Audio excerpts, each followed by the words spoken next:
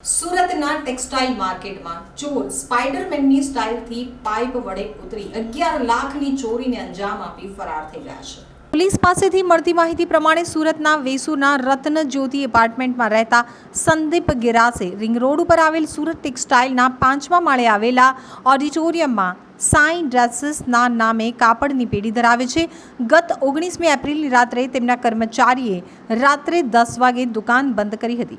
તો બીજા દિવસે સવારે તેમના કર્મચારીઓ દુકાને પહોંચ્યા ત્યારે દુકાનનું તાળું તૂટેલું જોવા મળ્યું હતું. ત્યારે અંદર ટેબલમાં મૂકેલા રોકડા 11 લાખ રૂપિયા ચોરી થઈ ગયા હતા. હિસાબ માટે જે મોબાઈલ ફોન રાખવામાં આવતો હતો તે પણ ચોરી થઈ ચૂક્યો હતો. ચોરીની ઘટનાની જાણ સલાબતપુરા પોલીસ મથકમાં કરવામાં આવી હતી, જેથી પોલીસે ઘટના સ્થળે પહોંચી સીસીટીવી કેમેરા ચેક કર્યા હતા, જેમાં 2 તસ્કરો સીસીટીવીમાં કેદ થયા હતા. માર્કેટમાં સિક્યોરિટી વ્યવસ્થા હોવા છતાં ચોરો માર્કેટમાં ઘૂસી આવ્યા હતા. હાલ તો પોલીસે સમગ્ર મામલે ગુનો નોંધી તપાસ હાથ ધરી છે.